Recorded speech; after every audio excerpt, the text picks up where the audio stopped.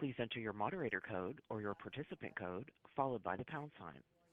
If you have difficulty entering your passcode, please hold for the next available operator.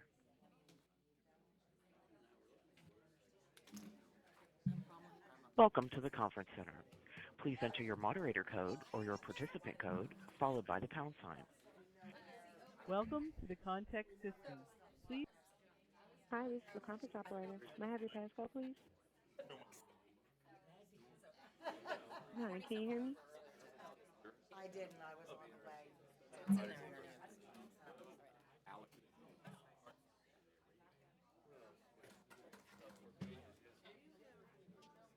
I do not, but we can share. Share. I don't need it all to myself. Welcome to the conference center. Please enter your moderator code or your participant code, followed by the pound sign. If you have difficulty entering your passcode, please hold for the next available operator.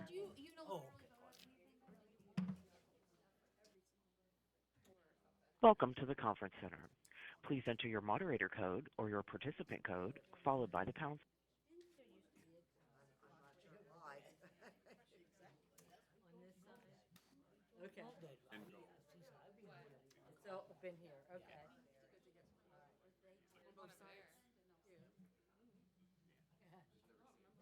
don't know, I don't see a nail hole. Got that right. I don't know. Wait, we didn't get any water. Yes, nobody likes us. I say nobody likes us. That's true. Maybe they figure if I don't have water, I'll talk less. Ah. Hey, girl.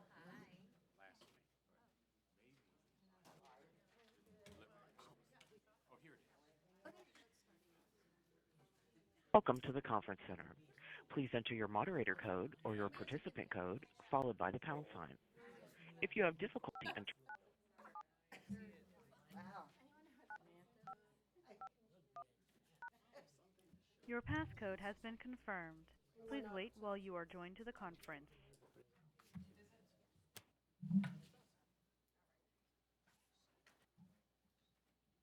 Isn't it all, aren't they all over there?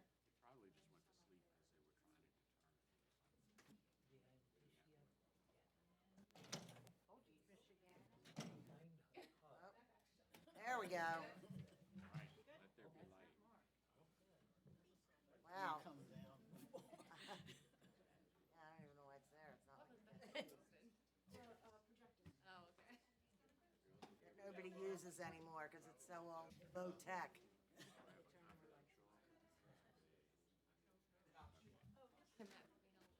Yeah.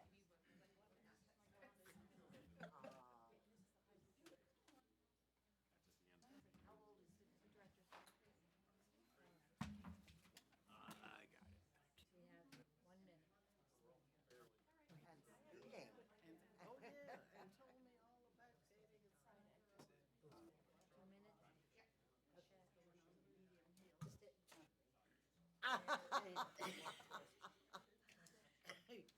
She's a better skier than I am, I'm sure.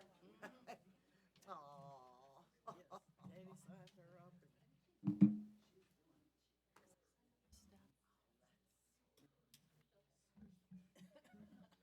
So are they still here or did they go back already?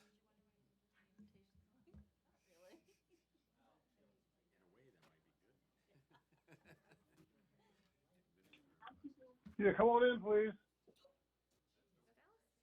You can come in. Yes, ma'am. He's on the phone. I'm impressed. Hello. Hello? Fear. Hello? Hi there. This is Dallas.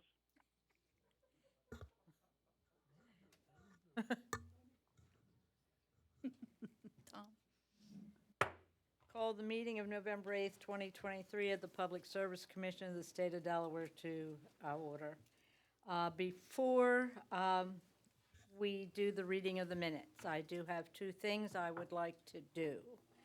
We have a young lady who has been with us for 20 years, Klashana Marshall. Would you please come forward?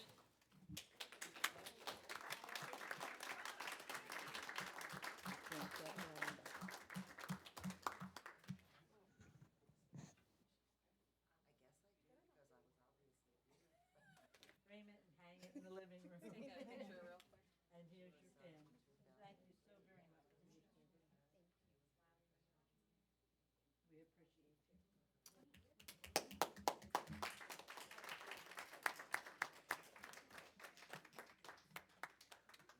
And I have another one, but I don't see Mark. Oh, there he is, okay. Mark Lawrence, please. 15 years.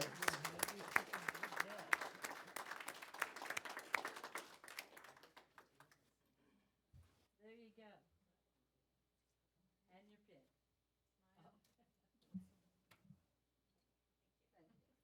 Thank you again, Mark.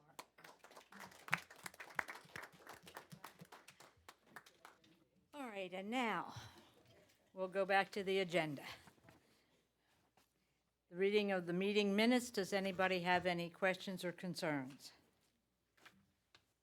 May I have a motion to adopt the minutes?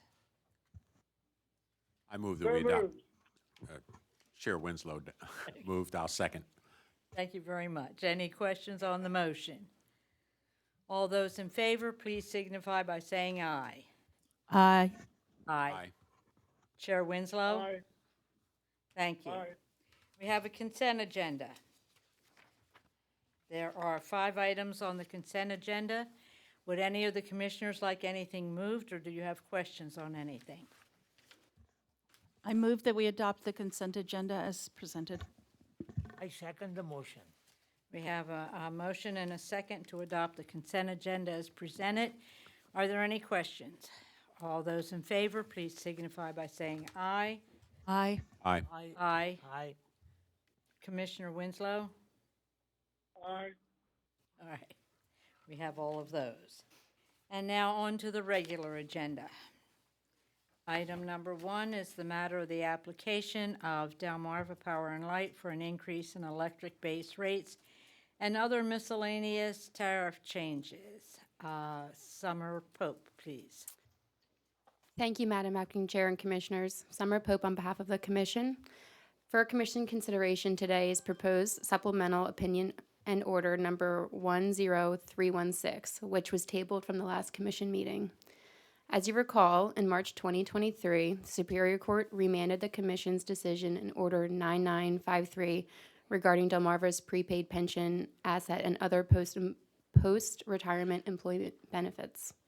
Specifically, the court found that there was not substantial evidence. So on May 22nd, 2023, the Commission held a publicly noticed Commission meeting on the matter.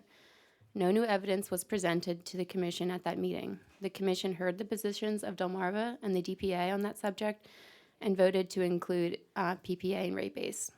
So again, today in front of you is the supplemental opinion and order, which hopefully the Commission finds favorable in consideration of the Superior Court remand, and will favorably consider it. Thank you. Thank you. Ms. Iori? Thank you, Madam Acting Chair and Commissioners. I have had the opportunity to review the proposed form of order. I sent some rather higher level comments over to staff and was informed that basically, thank you for your comments. We're keeping the order the way it is. So I don't have anything to say about the order. All right, that's all, the only 2 who show on my agenda. Would you like to? Thank you, Brian Jordan for Delmarva Power and Light Company. I just want to thank both Summer and Gina for their participation on this and for the order. Thank you. All right, do any of the commissioners have any questions? Madam Chair, Acting Chair, I move that we adopt order number 10316 as submitted. I second the motion. Any questions on the motion? All those in favor, please signify by saying aye. Aye. Aye. Aye. Chair Winslow? Aye. Right, I am abstaining because I did on the first. Okay, thank you. Number 2, the matter of the application of Artesian Water Company for an increase in water base rates. And we have, let's see, it says R.J. Skaggs. Courtney Emerson, good Okay. afternoon. I'm not RJ. Okay. Much better represented. Well, thank you. Good afternoon, Madam Chair and Commissioners, Madam Acting Chair and Commissioners. Also promoted you. I have here with me today Dave Spate in case there's any questions. We are here today on matter 230601, seeking entry of proposed order 10326. On April 28th, we filed our application seeking approval of an increase in our water base rates. The application was based on a test period ending September 30th, 2023. The total amount of the increase in that application in annual distribution revenues requested was $17,541,260, or 23.84% over current distribution revenues. We have elected to forego implementing a portion of the proposed rate increase 60 days after the filing. On October 12th of this year, we filed the instant petition requesting approval to implement a portion of the proposed rate increase in the amount of $10,781,929, or 14.65%, on an interim basis and subject to refund upon the termination of 7 months from our April 28th filing date, pursuant to 26 Dull Code 306B. The proposed change would be effective with usage on and after November 28th, 2023.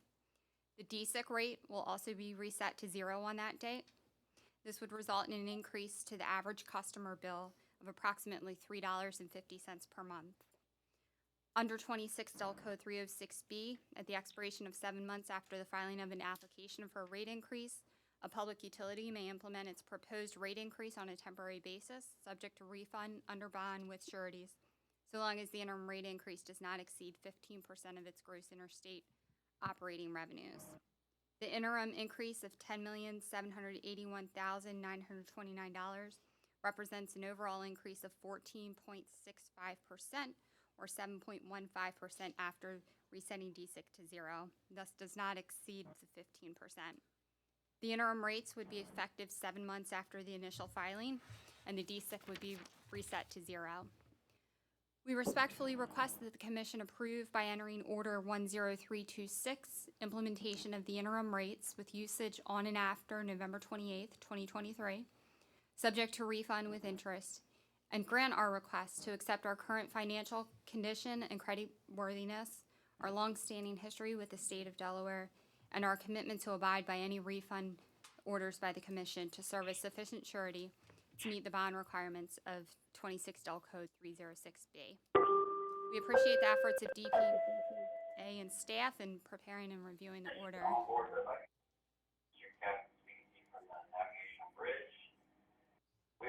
Madam Acting Chair, can we ask the chairman to please mute whatever device he's using so that we can strip the background announcements from the commission hearing?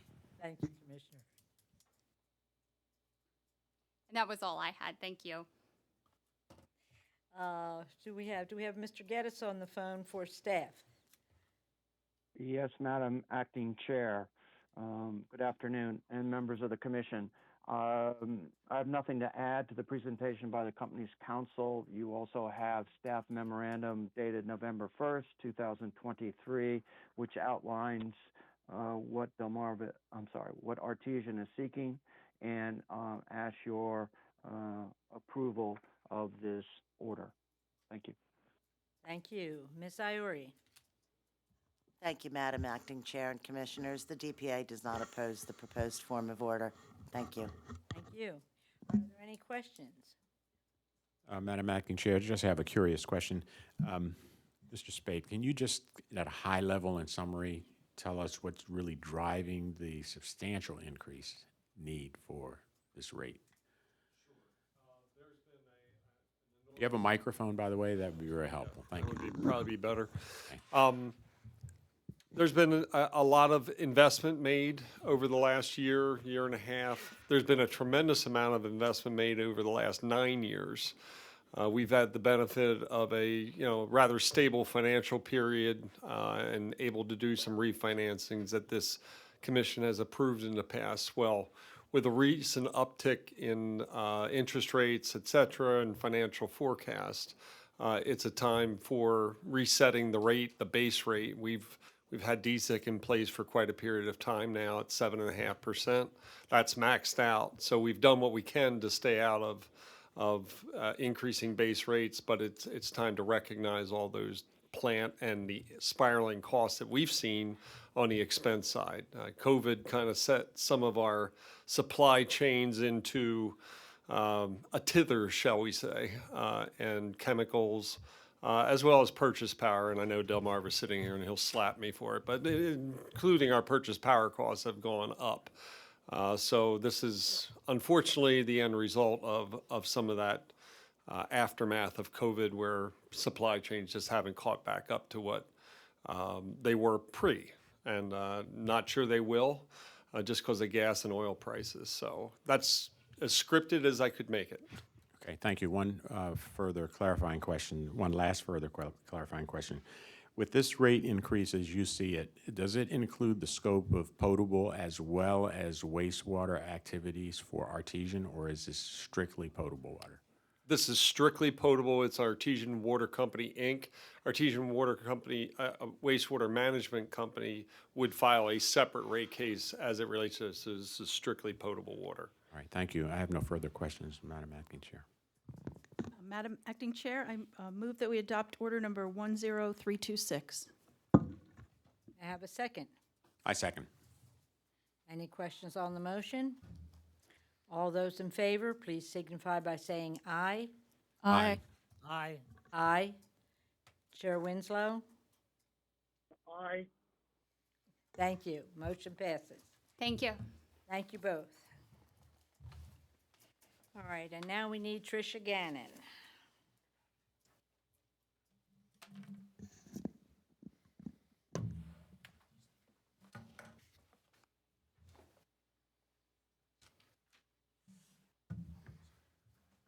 Good afternoon, Madam Acting Chair and Commissioners. Tricia? It's that time of year again. So on Monday, November 6th, Delmarva staff, Commission staff, and the Commission's technical consultant, Liberty Consulting, monitored Tranche 1 of Delmarva's Standard Offer Service, or SOS auction.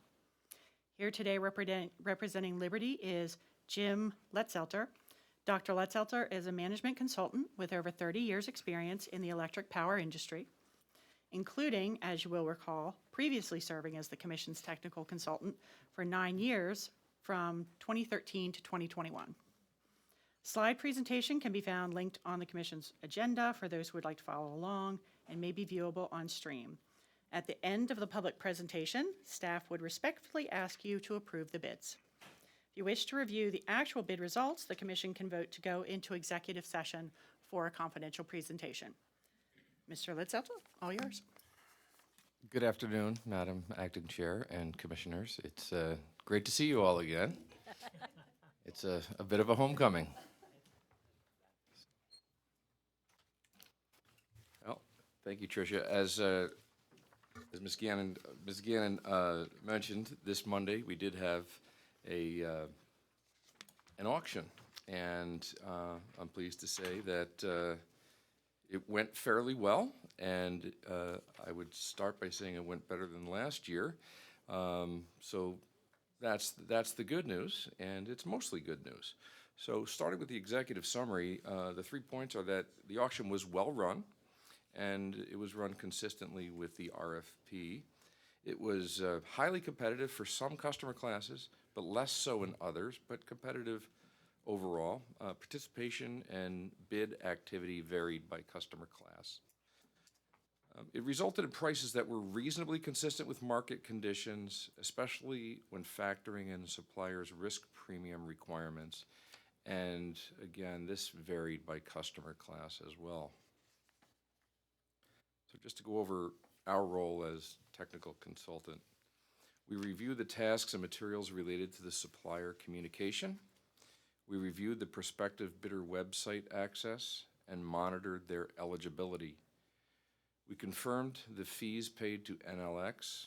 They run the platform upon which the auction is actually performed. And we developed a power market assessment and approved the opening prices in conjunction with NLX. And finally, we monitored the auction and confirmed the results. Just as an overview, and this is typical for a tranche 1, 4 blocks of risky at 53.8 megawatts apiece, 2 blocks of the MGS for 39 megawatts apiece, and 1 block each for LGS and GSP of 8.8 and 16.2 megawatts respectively. In total, 318 megawatts were procured. One of the things we like to look at in terms of participation is the number of bidders that show up and compare that to prior years. And so when you look at the furthest right column on this chart here, you can see that there were 16 EOIs, or expressions of interest, as compared to only 10 last year. We ended up with the same amount of eligible bidders, which is 7. And this year we actually had 6 bidders that came out to bid, as compared to only 4 last year. So that is an improvement. In terms of bid activity, on this slide, you'll see that on the furthest right column, for each class and block, as compared to tranche 1 of last year, there were more bids. And likewise, in the second and third columns, you can see, comparing 2023 to 2024's RFP, there were more actual bidders in each block as well. So that's positive. Some of the numbers are still low, but they're better. As I mentioned, we do a market assessment, and that is provided to staff ahead of time just to give us an idea that the market is good enough and it looks like we shouldn't have any issues. So the goal of that is to identify any adverse market conditions that could lead to a postponement, establish opening prices for the blocks for each class, and then review NLX's estimated range of winning prices for each block, which is getting harder and harder to do for them, by the way, but it's something we like to take a look at. Ultimately, we concluded that there were no adverse market conditions, particularly in light of what it was last year. It's much more stable. And when I say it, I'm talking about the energy market, wholesale energy market, in terms of power market forward prices, and that we concluded that the auctions should proceed as scheduled. To take a snapshot of how the markets have changed year over year, the black line represents the forward market prices of the following June, which is the commencement of delivery of the power that's auctioned for tranche 1. And the black line represents that from November of 2023. The red line is from this past Monday.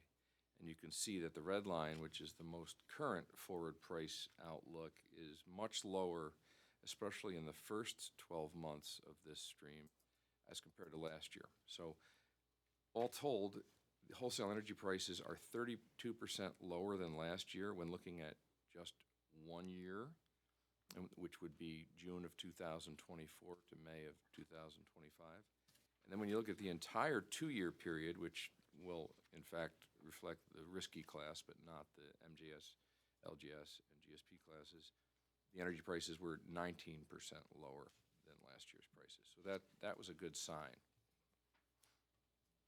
We also like to take a look at the gas market, and we try to do it over a 2-year delivery period, but we can only get really good outlook and forward prices for an adequate gas zone for the next 8 months. But just comparing 8 months versus 8 months from last year to this year, gas prices are 47% lower than last year's tranche one prices. And this is key because gas is what sets the margin, the fuel that sets the margin on generation within PJM. So you see that the tight correlation, which shows up in the next slide, which again, we don't have a long outlook for the gas we wanted to use, but there is a correlation in the limited time that we show, and that's consistent, and it shows the seasonality that we would normally expect. And just as someone who's in the markets every day, the markets are stable relative to last year and going forward. So it gave us a green light to go. Capacity prices year over year have changed a little bit, and this shows that the risky price, the price that affects risky, which is the average price of 2 years, is about the same because we rolled off of a high price to a low price, but we rolled off of one of the low prices to a high price because it's multi-year, and it worked out to be a very nominal change. Whereas the one-year prices from November of '22 versus this year, we saw a fairly substantial increase, not devastating increase, but from about $57 to $66 in terms of dollars per megawatt day, and that did have an impact to increase the prices that, when they get imputed into dollars per megawatt hour, will affect the MGS, LGS, and GSP prices.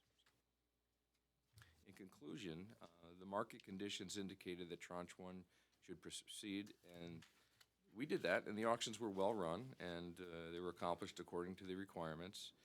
The NLX platform, again, performed flawlessly.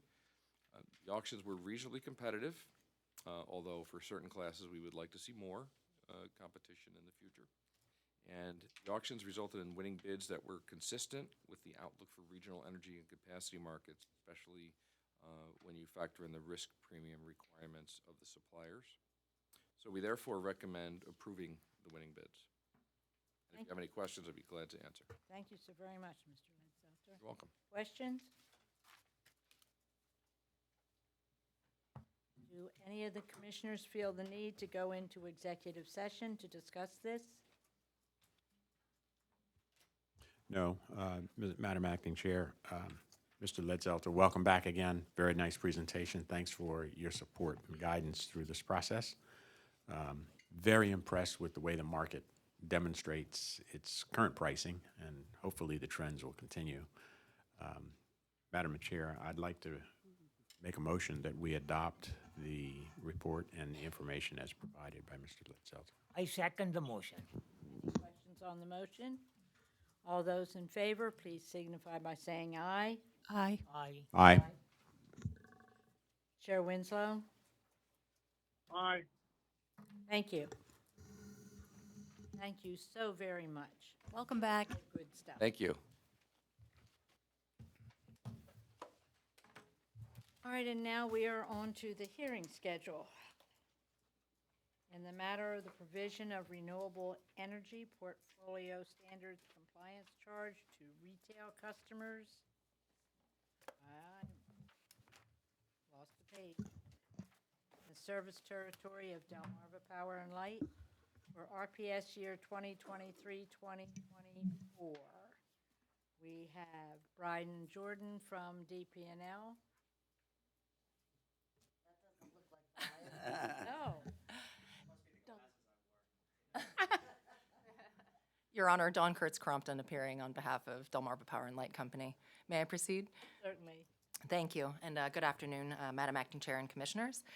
We are here today to address Delmarva's annual application for the Renewable Portfolio Standards, or RPS charge, for the period of June 1, 2023 through May 31, 2024. On March 30, 2023, Delmarva filed its annual RPS application, the purpose of which is to update the electric tariff rates for the RPS charge for the aforementioned period. Delmarva thanks the other parties for their efforts in this docket and thanks staff for preparing the proposed order and staff memo and for allowing Delmarva the opportunity to comment. Today, I intend to present Mr. Robert Cohen to my right as a witness to support Delmarva's RPS application, and we will ultimately ask that the Commission approve Order Number 10324 as submitted. Prior to offering Mr. Cohen, however, I do have the exhibit log. I've had an opportunity to confer with staff and DPA prior to this hearing, and I can represent that we have agreed to the contents of the exhibit log. I can hand it up, but I would ask, Madam Acting Chair, that this be moved into the record. Any objections? Entered. No objections. Thank you, Ms. Crompton. Thank you, Your Honor. And if I may, I'd like to have Mr. Cohen sworn in.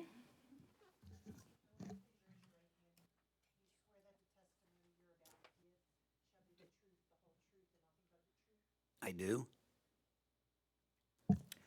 Great. Thank you, Ms. Diamore. Mr. Cohen, can you please state your name for the record? Robert J. Cohen, And by whom are you employed? PHI Service Company, primarily on behalf of Delmarva Power. My business address is 500 North Wakefield Drive, Newark, Delaware, 19702. And what is your capacity at Delmarva Power? As a senior rate analyst, And how long have you been in this position? over 10 years in this specific position, but I've been with the family of companies for over 40 years, doing mostly utility accounting. Mr. Cohen, can you please share a little bit about your educational background, please? I hold a Bachelor of Science degree in accounting from the University of Delaware. Great. And were you involved in the preparation of this RPS application? Yes, I am primarily responsible for this filing. And can you provide a little bit more detail as to the purpose of this filing?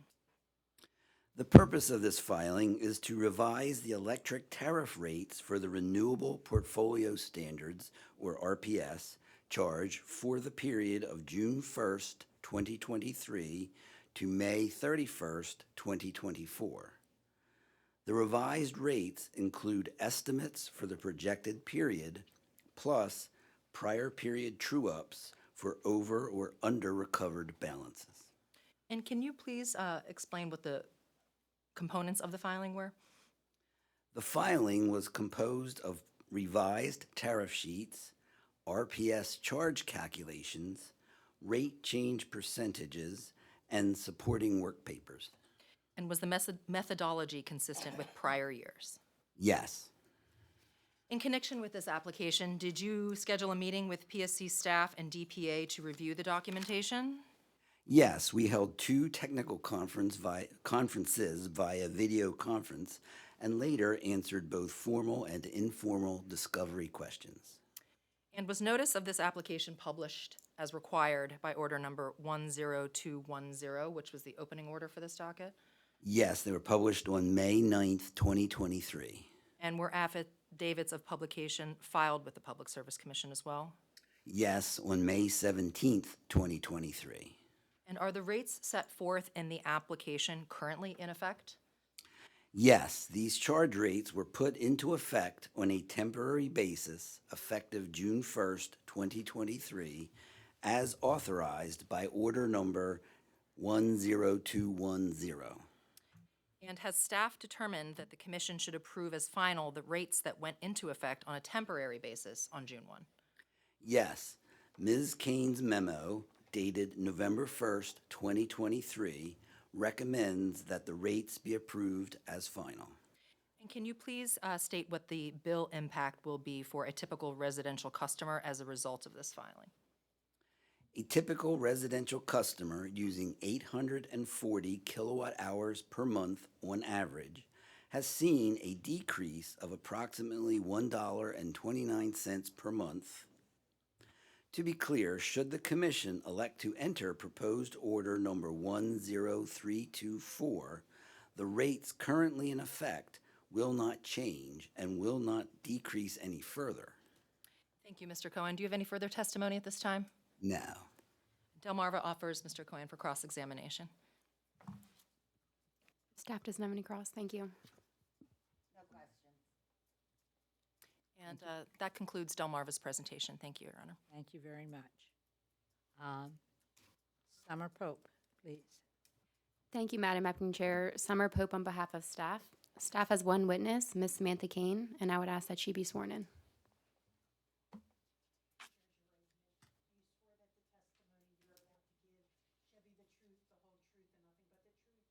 do. Please state your name and address. My name is Samantha Kane. My business address is 861 Silver Lake Boulevard, Suite 100, Dover, Delaware, 19904. Who is your current employer and what is your position title? I am employed by the Delaware Public Service Commission and as a public utility analyst.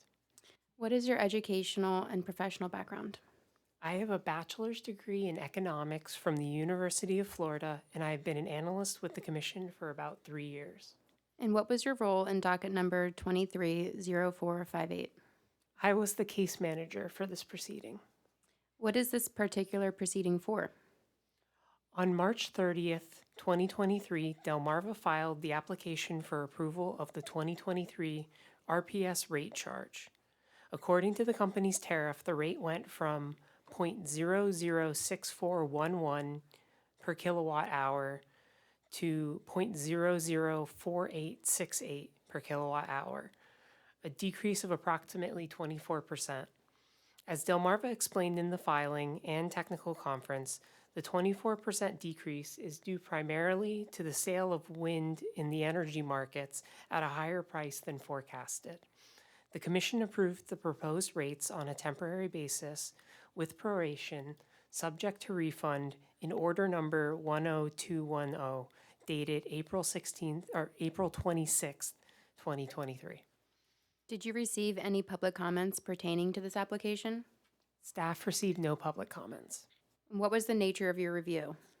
I attended a technical conference with Delmarva Power and the DPA on May 8th, 2023, and a second conference on June 6th, 2023, to review the filing and submitted discovery questions for this conference.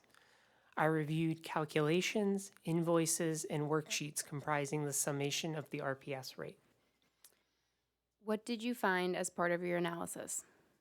After reviewing the submitted documentation and the company's native files, I found no substantive errors. What are your recommendations? Staff respectfully recommends that the Commission approve as final the RPS charge rate that went into effect on a temporary basis on June 1st, 2023, with proration for the period from June 1st, 2023 to May 31st, 2024. Do you believe that your recommendation will result in rates that are just and reasonable and in the public interest? Yes, I do. Does this conclude your testimony? Yes, it does. Thank you. Ms. Kane is available for cross-examination. Any questions? No questions. Thank you. All right, and now it's Ms. Iori. DPA does not have a witness. We did have an opportunity to review the proposed form of order and Ms. Kane's memo, and we do not have any problem with either. Thank you. Thank you. And none of the commissioners have any further questions? All right, I will entertain a motion. I move that we adopt the proposed order number 10325. I second 324. Yeah. 324. 10324. Yeah. Oh, yeah. You're right. I'm just a little ahead. 10324. I do second. Any questions on the motion? All those in favor, please signify by saying aye. Aye. Aye. Aye. Aye. Chair Winslow? Aye. Thank you. Aye. Motion passes. Ms. Crompton, Thank you, Your Honor. I understand that this is the last time we may see you here. That is true, Your Honor, except we have one more hearing that you're going to have to hear from me about. Oh, okay. Well, then I'll save my goodbye till then. Thank you, Your Honor. All right, and the next item on the agenda is the matter of request for approval of Delmarva Power and Light Company's 2023-2024 standard offer service rates, procurement cost adjustment, and RARM filing. And now this says Brian Jordan again, but it's Dawn Crompton. Thank you, Madam Acting Chair. Dawn Kurtz Crompton again on behalf of Delmarva Power and Light Company. This is Delmarva's annual application to establish standard offer service rates for the period of June 1, 2023 through May 31, 2024. This includes establishing tariff rates for SOS, as well as the procurement cost adjustment, which we will call PCA, as well as the reasonable allowance for retail margin components, also known as RARM. On March 30th, Delmarva filed its annual SOS PCA RARM application, the purpose of which is to update the tariff for these charges for the aforementioned period. Delmarva thanks the other parties for their efforts in this docket and thanks staff for preparing the proposed order and staff memo and for allowing Delmarva the opportunity to comment. Today, we again intend to present Mr. Cohen as our only witness to support this application, and we will ask the Commission to approve order number 10325, just double checking, as submitted. Again, I have some housekeeping that I'd like to address. I have an exhibit log here that, again, has been socialized with both staff and DPA, and I can represent to the Commission that we are all in agreement that it may be placed on the docket if acceptable with the Commission. Any problem with that, Commissioners? Then the exhibit log is accepted. Thank you, Your Honor. I would like to present Mr. Cohen as a witness. May he please be sworn in?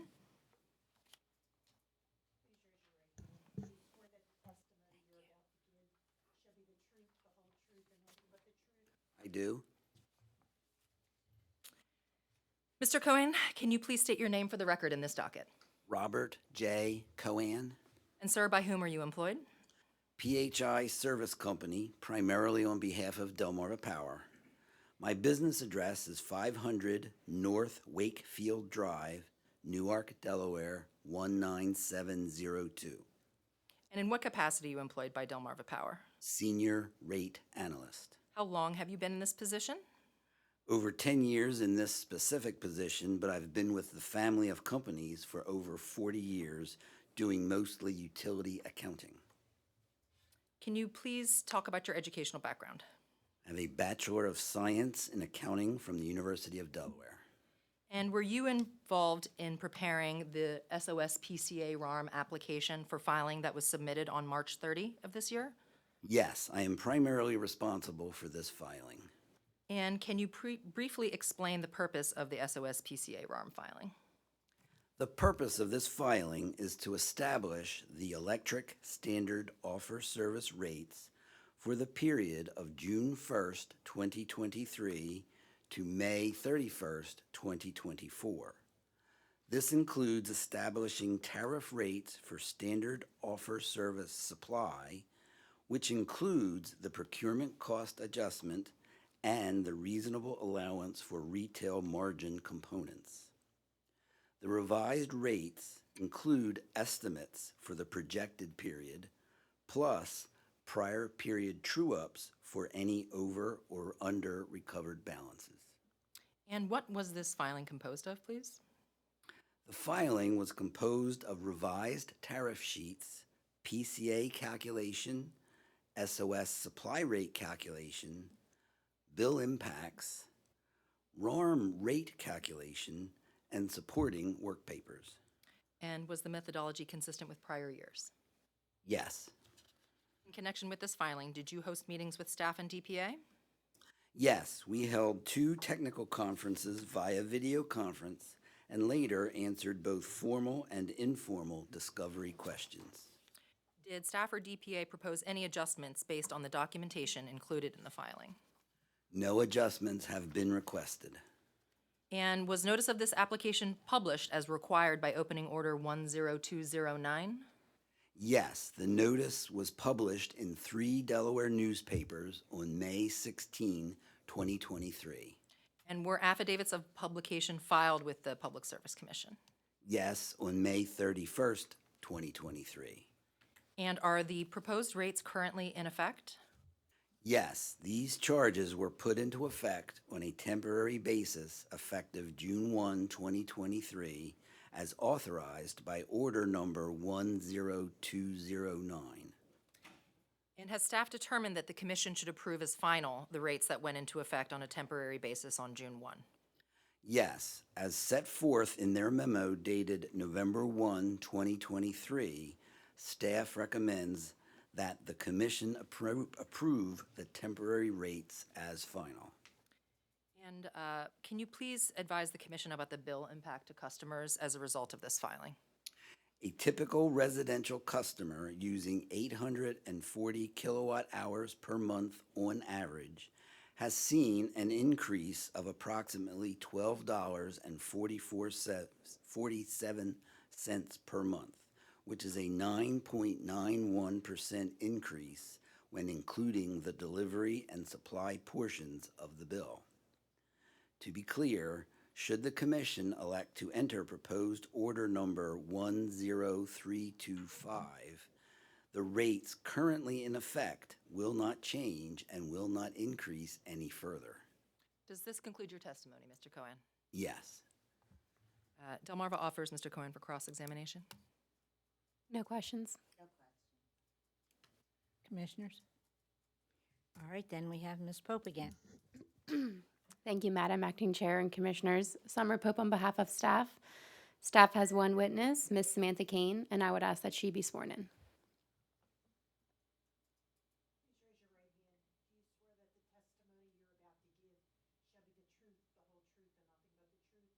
I do. Excuse me. Could you please state your name and address? My name is Samantha Kane, and my business address is 861 Silver Lake Boulevard, Suite 100, Dover, Delaware 19904. Who is your current employer and what is your position title? I am employed by the Delaware Public Service Commission as a public utilities analyst. And what is your educational and professional background? I have a bachelor's degree in economics from the University of Florida, and I have been an analyst with the commission for about 3 years. Could you please describe the basis for this proceeding? On March 30th, 2023, Delmarva filed an application for approval of the 2023 Standard Offer Service rates, including the Procurement Cost Adjustment, referred to as the PCA, and the Reasonable Allowance for Retail Margin, referred to as the RARM. According to the company's worksheet, the annual average monthly bill for a residential customer using 840 kilowatt hours would increase by approximately $12.47 or 9.91%.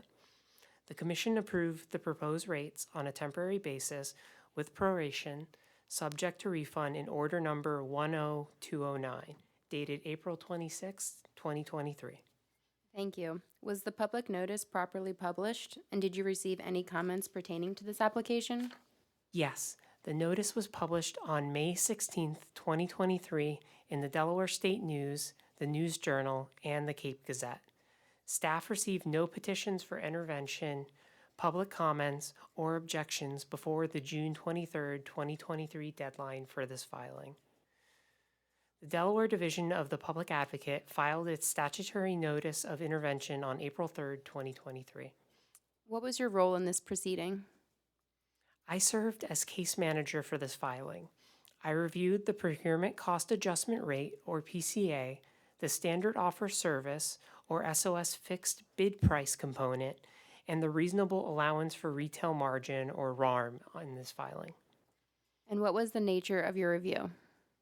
I reviewed the calculation and work papers related to the PCA for the period of January 2022 through December 2022. And audited 1 month of actuals.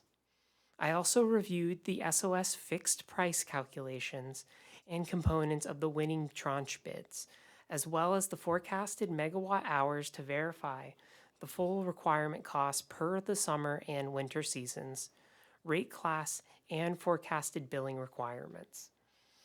I also reviewed the RARM native file calculations. And what was your conclusion as to the company's calculations and its application? I found no errors in the calculations of the PCA, RARM, or SOS fixed price components. The fixed price component of the rate is consistent with the winning bid prices that were reported by the Commission's former technical consultant, Siemens PTI. And what are your recommendations to the Commission? Because staff did not find any reason to recommend denial of cost recovery, I respectfully recommend that the Commission approve as final the rates that went into effect on a temporary basis on June 1st, 2023 to May 31st, 2024. Thank you. And do you believe that your recommendation will result in rates that are just and reasonable and in the public interest?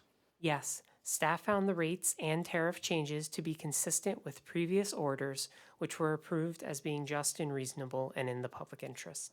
Does this conclude your testimony? Yes, it does. No further questions. Thank you. Ms. Kane is available for any cross-examination. No questions.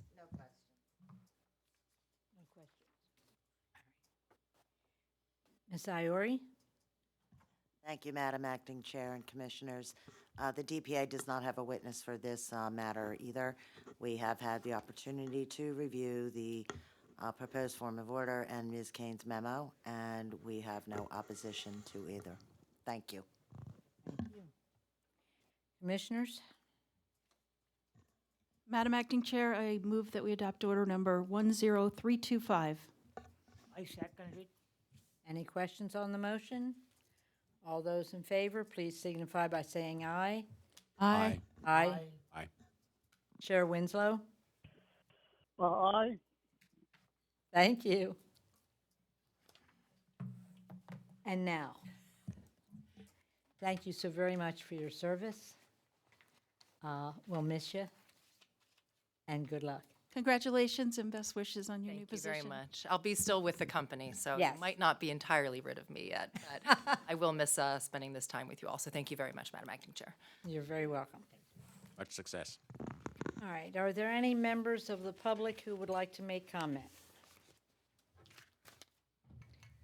There being none, we'll move on to administrative matters. Do you want to announce the 3 hearings? Hello. Yes, there will be 3 hearings, Monday, the 13th, Tuesday, the 14th, and Wednesday, the 15th of November, for Delmarva Power and Light Company's energy efficiency programs for electric customers. And next, I will ask Ms. Gannon to come to the table and present you an update on the Mid-Atlantic Clean Hydrogen Hub project. Thank you.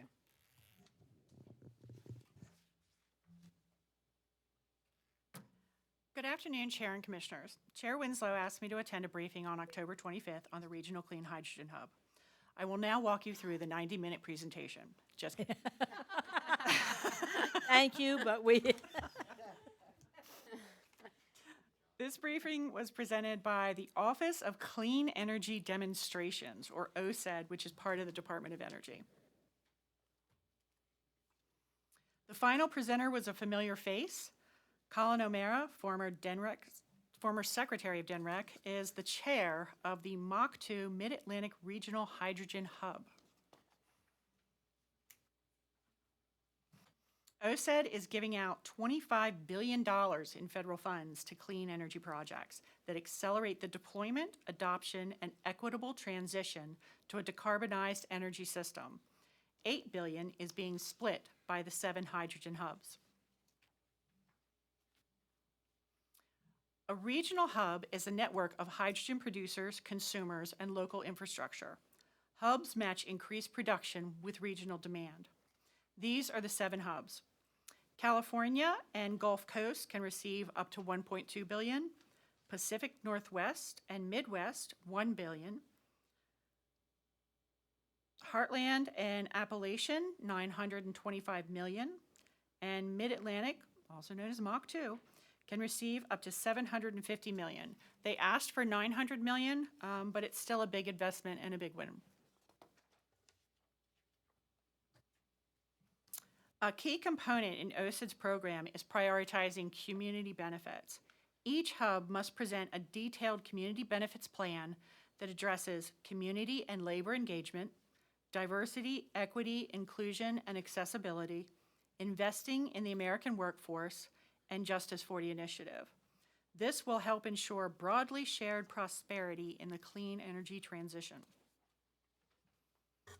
OCED has detailed requirements for the community benefit plan. They must have actionable goals, outcomes, and implementation steps, and be supported by adequate money, people, and time resources. Must be accountable and transparent to the communities.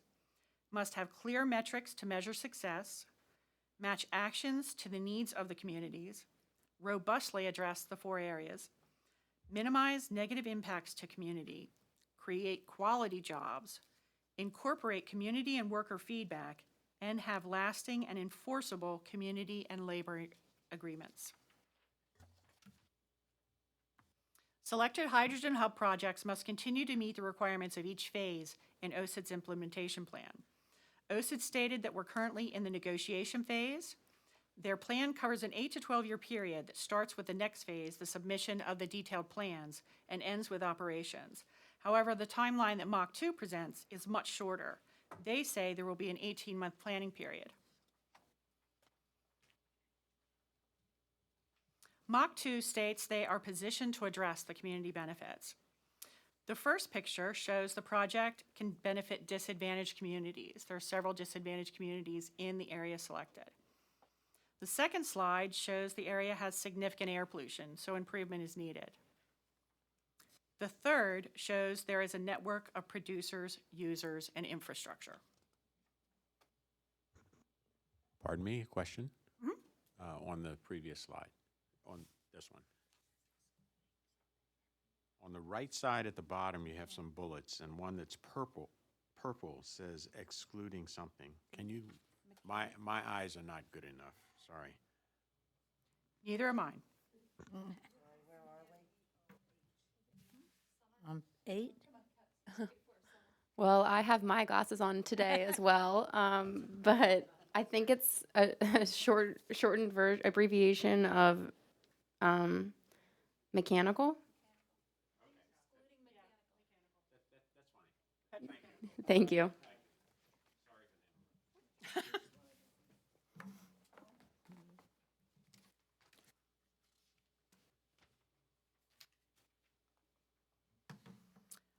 What is hydrogen? Hydrogen is the simplest and most abundant element known. You might recognize it from the chemical formula for water. It can be made with renewable energy, nuclear energy, or fossil fuels with CCUS, which is carbon capture, utilization, and storage. It can be produced using different processes, and right now the U.S. produces 10 million metric tons of hydrogen each year. A 1 megawatt electrolyzer is the size of the trailer on a tractor-trailer truck.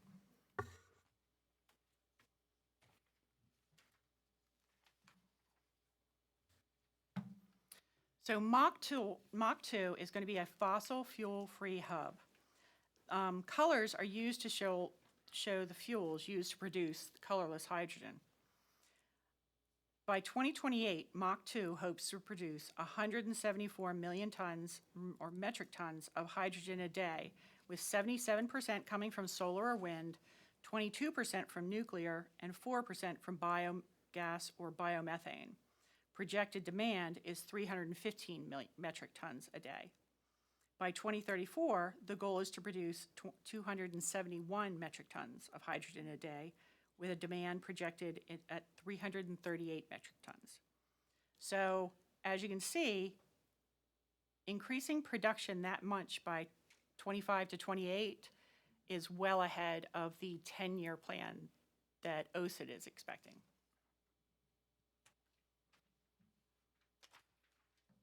So why green and pink hydrogen for Mid-Atlantic? The goal is to use the cleanest renewable fuels to create the hydrogen while creating measurable community benefits. These fuels will reduce greenhouse gas and air pollutants. Mach 2 will create good union jobs in the clean energy industry, reduce emissions in sectors that have high pollution and are difficult to electrify, such as chemical manufacturing, steel, cement, and logistics plants, heavy-duty trucking, transit buses, ports, marine vessels, and aviation. That allows others to focus on electrification in sectors that make the most sense: residential, light-duty vehicles, and commercial buildings. It takes a village. Mach 2 will work with many partners to create the network of producers, users, and infrastructure, and to create the community benefits such as workforce training and job creation. Working on creating the workforce issues are labor unions and state workforce agencies. Colleges and universities are working on training the workforce and conducting research to make hydrogen a more efficient source of energy. At the April Commission meeting, Chesapeake Utilities spoke about their involvement. They may be able to use hydrogen in their existing system, adding it to gas, and they may use Safety Town to test hydrogen in Chesapeake system and to train employees and first responders. This is a draft from Mr. O'Mara of potential parts of the hub which look like clusters of users and producers. So this portion shows southern Pennsylvania and New Jersey. And here's Delaware. Some of the potential players in Delaware include PBF Delaware City, SHIP, and Delaware Chesapeake Solar stepping up to produce hydrogen, Marlin Gas and Delaware City Pipelines transporting the hydrogen to consumers such as DuPont, as well as consumers in Pennsylvania and New Jersey such as SEPTA and New Jersey Transit. And right now, that is a draft. They're still shoring up agreements and contracts with different companies.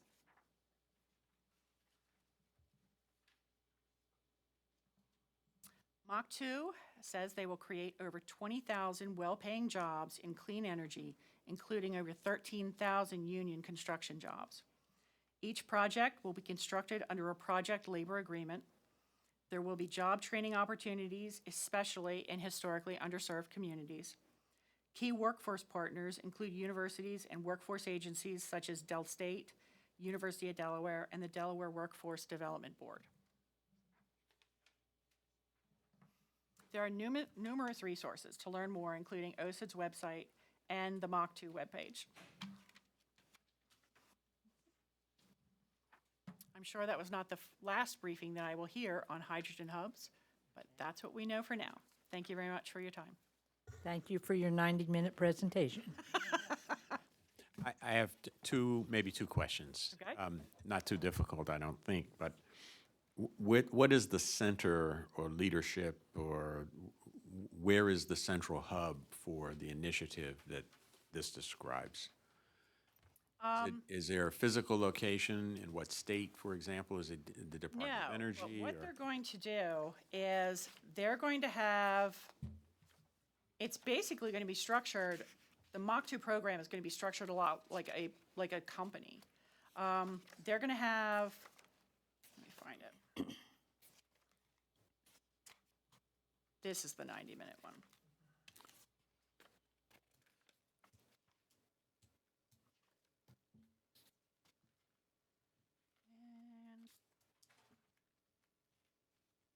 Okay.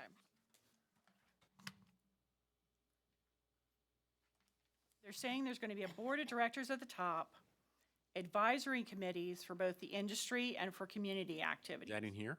No. Okay, That's I'm what I sorry. didn't include, So- but I can give it to you. Let me listen again. They're going to be what now? There's going to be a board of directors overseeing the whole thing. Yeah. Up to 15 individuals that represent all 3 states. And the board of directors holds fiduciary responsibility for the organization and will manage the movement of money, approve bylaws, codes of conduct, and governance. They're going to have permanent committees that will oversee audit, compensation, and governance. They're also going to have 2 advisory committees. One is for industry and one is for community. They're going to advise the CEO executive team, the board of directors, on planning and execution. Then there's going to be a chief executive officer who will report to the board of directors. There's also going to be an HR and a DEIA director and an executive administrator. And then they're going to have 4 buckets of staff underneath them, and they're also going to be hiring consultants. So it's really going to be structured like a company. Yeah. Well, the first thing that hits me, if I can just share a reaction, is that it's probably going to need some type of a structure like a PJM.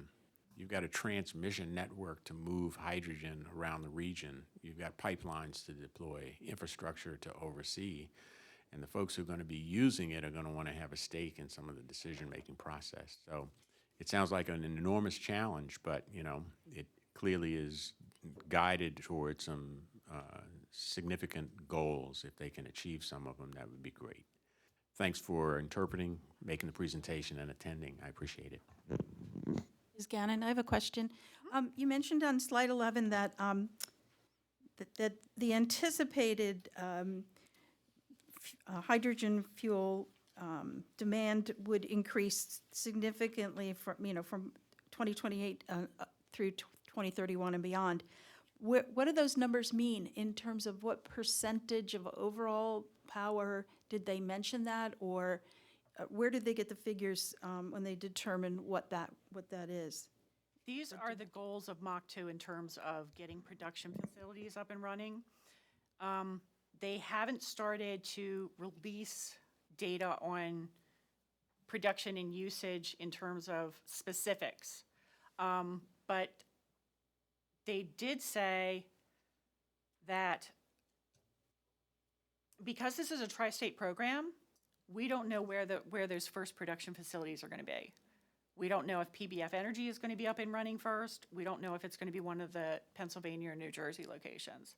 So one of the things that I'm hoping to hear more about as they create their more detailed plans is when the parts in Delaware are going to become operational, because that probably will have an impact on some things like pipeline safety.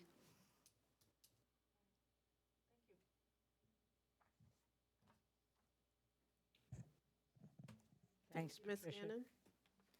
All right, and the next thing on the agenda, I will give you an update on the PATH project, or the Potomac Appalachian Transmission High Line. It was a proposed 290-mile, 765 kilovolt electric power transmission line. It was designed to provide power to from West Virginia to Maryland. The project was initially proposed in 2009, and it was ultimately canceled by PJM in 2011. And because of the way PJM allocates its costs, Delaware Electric ratepayers would have borne some of the costs for the project had it been built. No utility plant was ever installed, but in advance of the project, the transmission companies had ordered and paid for steel and other plant engineering studies, land, and for some services whose nature was such as lobbying or otherwise was disputed. The Delaware PSC was one of the parties involved in the initial cost recovery protest at FERC. The cost recovery dispute has been adjudicated at FERC and the U.S. Court of Appeals over the last decade or so. As of 2020, two issues remain. One was disputing the ROE that the PATH transmission company should have been awarded. And the second was concerning the accuracy of PATH's FERC accounting and into which buckets, i.e. above or below the line, the expenses should be put into the FERC's uniform system of accounts. There was a settlement that was reached recently, and it will finally resolve the entire remaining case.